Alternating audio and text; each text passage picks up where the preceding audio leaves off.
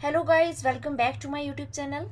आज मैं आपके लिए एक नया टॉपिक लेकर आई हूँ। आज हम इवोल्यूशन की सेकंड थ्योरी को डिस्कस करने वाले हैं, जिसका नाम है Darwin's theory of natural selection. इसको हम डार्विनिज्म के नाम से भी जानते हैं। आज इस वीडियो के अंदर हम डिस्कस करेंगे Darwin's theory of natural selection क्या है, इसके एक दो एग्जाम्पल हम डिटेल में डिस्कस करेंगे और इसके साथ साथ इसके कुछ सैलेंट फीचर्स थे जो डार्विन ने अपने थ्योरी में एक्सप्लेन किए थे।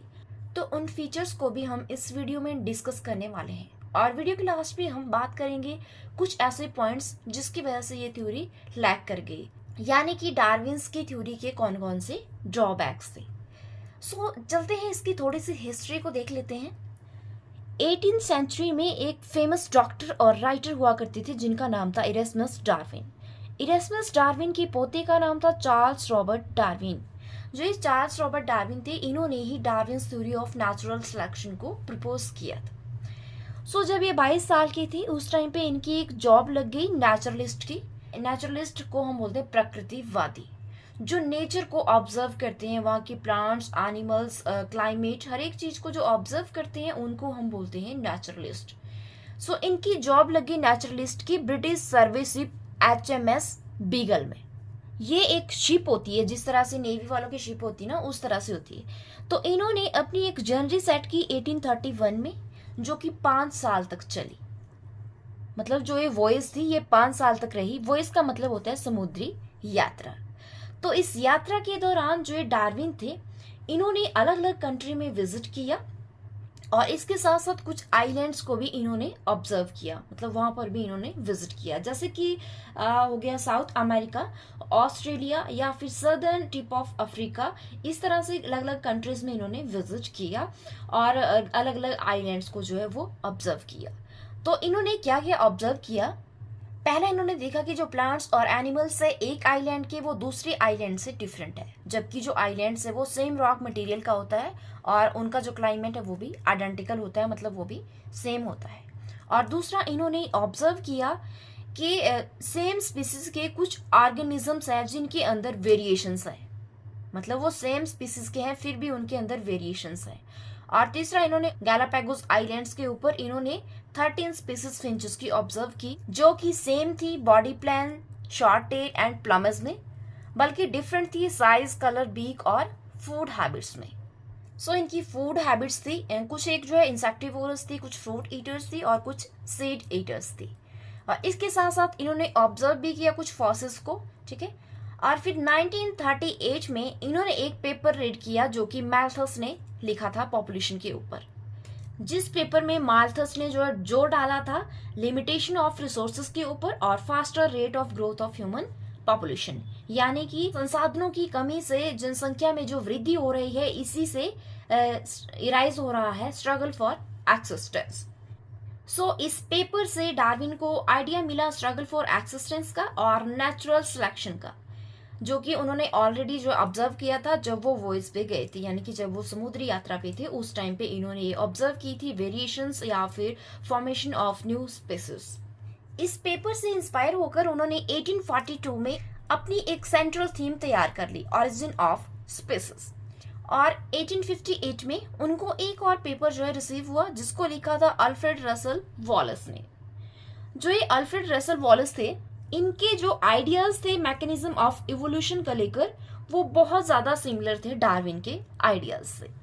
तो इसकी वजह से 1859 में इन्होंने अपनी एक बुक लिखी on the origin of species by means of natural selection. तो इस बुक के अंदर इन्होंने अपनी थ्योरी को एक्सप्लेन किया, जिसका नाम था थ्योरी ऑफ नेचुरल सिलेक्शन।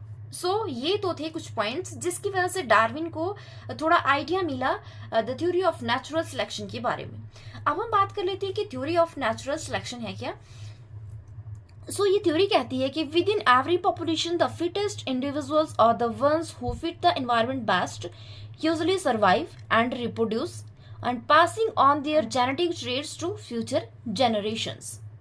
मतलब इस थ्योरी के अकॉर्डिंग जो ऑर्गेनिजम्स अपने नेचुरल एनवायरनमेंट के लिए बेस्ट अडेप्टेड होते हैं, नेचर उनको ही सिलेक्ट करता है और आगे बढ़ाता है। इसी वजह से ये ऑर्गेनिजम्स अपने ट्रेट्स को नेक्स्ट जनरेशन में पास ऑन कर पाते हैं।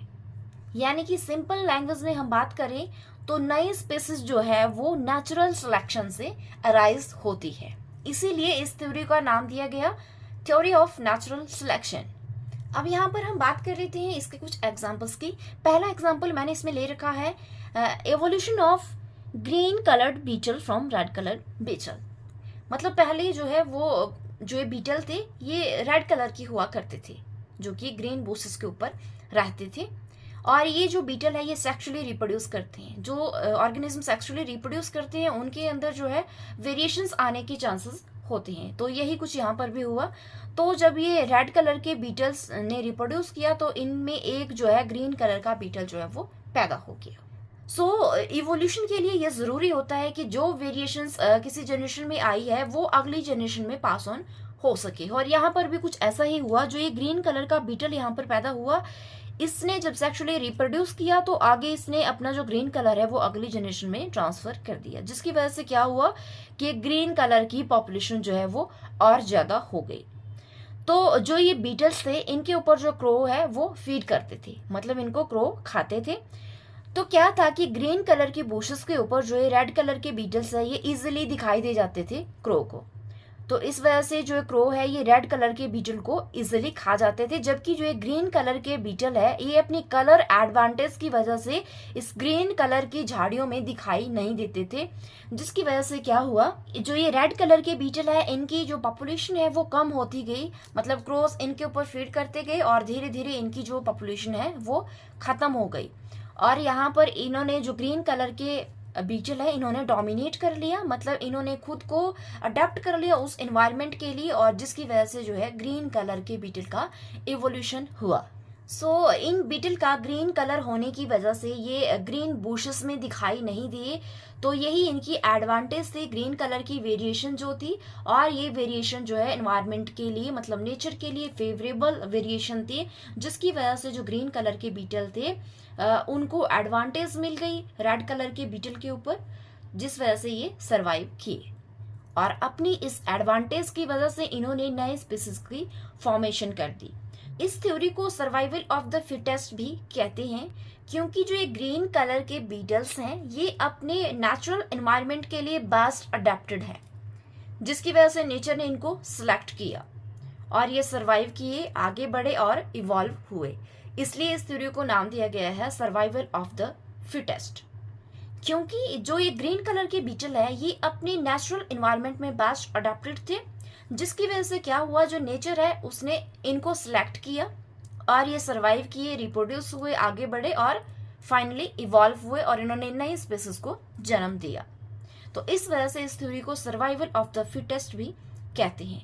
जबकि जो रेड कलर के बीटल थे ये अपने नेचुरल एनवायरनमेंट में बेस्ट अडेप्टेड नहीं थे, जिसकी वजह से इनकी जो पॉपुलेशन है वो धीरे धीरे खत्म होती गई। सो जो भी ऑर्गेनिज्म अपने एनवायरनमेंट में सर्वाइवल के लिए बिल्कुल फिट होता है उसी को नेचर सिलेक्ट करता है और उसी का इवोल्यूशन होता है। अब हम सेकंड एग्जांपल यहाँ पर देख लेते हैं, पेपर्ड मॉथ वेरिएशन। आपने पेपर्ड मॉथ जरूर देखी होगी। जब आप किसी पत्थर के ऊपर, किसी पेड़ के ऊपर व्हाइट कलर के लाइकन्स देखते हैं तो उनके ऊपर एक तितलियां सी बैठती है व्हाइट कलर की, जो आपको दिखाई नहीं देती, वो सेम होती है उस लाइकन की तरह। उनको हम बोलते हैं पेपर्ड मॉथ। जो ये पेपर्ड मॉथ थी ये पहले व्हाइट कलर की हुआ करती थी, तो इनमें भी सिमिलर ऐसे ही वेरिएशन आई और इसमें एक जो है ब्लैक कलर की मॉथ जो है वो पैदा हो गई। सो इवोल्यूशन के लिए यह जरूरी है कि जो ट्रेड्स इस ब्लैक मॉथ में है वो अगले जनरेशन में ट्रांसफर हो सके। सो कुछ ऐसा ही हुआ यहाँ पर। ये जो ब्लैक कलर की मॉथ थी जब इसने रिप्रोड्यूस किया तो अगली जनरेशन में इसने और ब्लैक कलर की मॉथ को पैदा कर दिया, जिसकी वजह से क्या हुआ कि जो ब्लैक कलर की मॉथ है ये इजिली दिखाई देने लगी। मतलब जो बर्ड्स थे वो इनके ऊपर जो है वो फीड करते थे, तो उनको जो व्हाइट कलर की मॉथ थी ये दिखाई नहीं देती थी, क्योंकि ये लाइकन के ऊपर जो है वो बैठ जाती थी, वहां पर ये खुद को छिपा लेती थी। मतलब ये नेचर के लिए बेस्ट अडेप्टेड थी। जबकि जो ये ब्लैक कलर की मॉथ है ये लाइकन के ऊपर जो है इजिली दिखाई दी जाती थी, इस वजह से जो बर्ड्स है वो इनको इजिली खा जाते थे। तो क्या हुआ, धीरे धीरे इंडस्ट्रियलाइजेशन की वजह से जो ये लाइकन्स है ये खत्म होते गए जिसकी वजह से क्या हुआ, जो ये व्हाइट कलर की मौत है ये अपने आप को नहीं छिपा सकी। मतलब अगर ब्लैक कलर के पत्थर के ऊपर जो है व्हाइट कलर की मौत बैठ जाए तो वो बर्ड्स को इजिली दिख जाएगी और उनको वो खा जाएंगे। तो कुछ ऐसा ही हुआ यहाँ पर भी, जब इंडस्ट्रीज की वजह से जो लाइकेंस थे वो खत्म हो गए तो ये ब्लैक कलर की मौत को यहाँ पर एडवांटेज मिल गई, इसने खुद को छुपा लिया वहां पर, जबकि जो व्हाइट कलर की मौत है ये खुद को नहीं छिपा पाए, जिसकी वजह से जो व्हाइट कलर की मौत है इसकी जो पॉपुलेशन है वो कम होती गई और बर्ड्स जो है वो इनको खाते गए, धीरे धीरे ये खत्म हो गई और यहाँ पर डोमिनेट कर लिया ब्लैक कलर की मौत ने। सो आज के टाइम में जो ये ब्लैक कलर की मौत है ये ज्यादातर पाई जाती है क्योंकि ये अपने एनवायरनमेंट के लिए बेस्ट अडेप्टेड है। इसकी वजह से इन्होंने जो है सर्वाइव किया और ये इवॉल्व हुए, इन्होंने नई स्पीसीज को जन्म दिया। सो ये कुछ एग्जाम्पल थे जो डार्विन की थ्योरी को सपोर्ट करते हैं। डार्विन्स की थ्योरी में भी यही एक्सप्लेन किया गया है कि जो ऑर्गेनिज्म अपने नेचुरल एनवायरनमेंट के लिए बेस्ट अडेप्टेड होता है, नेचर उसी को सिलेक्ट करता है और उसी को आगे बढ़ाता है। और यहाँ पर जो है ब्लैक कलर की जो मौत थी वो बेस्ट अडेप्टेड थी, इसलिए ये इवॉल्व हुई। सो अब हम चलते हैं अपने नेक्स्ट पार्ट पे, सैलिएंट फीचर ऑफ डार्विनिज्म, यानी कि इसके कौन कौन से फीचर्स थे, डार्विन ने अपनी थ्योरी में क्या क्या एक्सप्लेन किया था। सबसे पहले उन्होंने बताया ओवर प्रोडक्शन। सो डार्विन ने बताया कि जो ऑर्गेनिजम्स है वो रैपिडली मल्टीप्लाई करते हैं। फॉर एग्जांपल जैसे कि बैक्टीरियम है तो ये 20 मिनट में डिवाइड करता है, मतलब हर एक 20 मिनट के बाद इसको डिवाइड करना होता है। तो आप सोच लो कि कितने सारे बैक्टीरिया पैदा हो जाते होंगे। इसी प्रकार एक प्लांट है कैप्सिला बर्सा पेस्टोरिस जो कि 40,000 सीड पैदा करता है अपनी एक जनरेशन में। और इसी प्रकार एक फिश है कॉड फिश जो कि 1 मिलियन एग्स जो है पैदा करती है एक साल में। तो आप यहाँ से अंदाजा लगा लो कि अगर ये कॉड फिश के जो 1 मिलियन एग्स है इसमें से पूरे के पूरे एग अगर हैच हो गए तो पूरा अटलांटिक ओशियन जो है वो भर जाएगा कॉड फिश से, क्योंकि इतने ज्यादा फिशेस पैदा हो जाएगी कि 5 साल में वो पूरा जो ओशियन है वो कॉड फिश से भर जाएगा। और इसी प्रकार ह्यूमन पॉपुलेशन की बात करें, अगर ये ह्यूमन पॉपुलेशन 2.000% रेट से बढ़ती है तो 35 ईयर में ये ऑलमोस्ट डबल हो जाती है। अब दूसरा डार्विन ने बताया कि जो वेरिएशंस है वो अराइज होती है जब रिप्रोडक्शन होती है। तो रिप्रोडक्शन में जो ये वेरिएशंस है ये मॉर्फोलॉजिकल हो सकती है, फिजियोलॉजिकल हो सकती है, साइटोलॉजिकल हो सकती है या फिर बिहेवियरिस्टिक हो सकती है। तो इन वेरिएशन में कुछ एक वेरिएशंस ऐसी होती है जो फेवरेबल वेरिएशंस होती है देन अदर वेरिएशंस। तो थर्ड फीचर इन्होंने बताया अपनी थ्योरी में कि इस जितनी भी ये स्पीसीज जो है पॉपुलेशन अपनी इंक्रीज कर रही है तो इसकी वजह से जो फूड स्पेस और अदर रिसोर्सेज हैं उनकी कमी आ रही है। तो जब फूड और स्पेस या फिर अदर रिसोर्सेज हैं उनकी कमी आ रही है तो क्या होगा, उनके बीच में कंपटीशन अराइज हो जाएगा। तो जहाँ पे कोई चीज कम होती है तो उसके लिए कंपटीशन बढ़ता है, उसके लिए डिमांड बढ़ जाती है, तो उनके बीच में लड़ाइयाँ शुरू हो जाएगी। लड़ाइयाँ शुरू हो गई तो कुछ एक जो है उसमें मर जाएंगे, कुछ एक जिंदा बचेंगे। तो जो जिंदा बचेंगे वही सर्वाइव कर सकते हैं। तो इसके लिए जो ये रिसोर्सेज की कमी आ रही है इसके लिए कंपटीशन अराइज होगा। मतलब हर एक चाहेगा कि मुझे एक ऑप्टिमम एनवायरनमेंट मिल सके, मतलब ऑप्टिमम अमाउंट ऑफ जो है उनके जो रिक्वायरमेंट है वो इनको मिल सके। तो जो ये कंपटीशन है फूड के लिए हो सकता है, लाइफ के लिए हो सकता है, वाटर स्पेस किसी भी चीज के लिए हो सकता है, जिसको हम बोलते हैं स्ट्रगल फॉर एक्सिस्टेंस।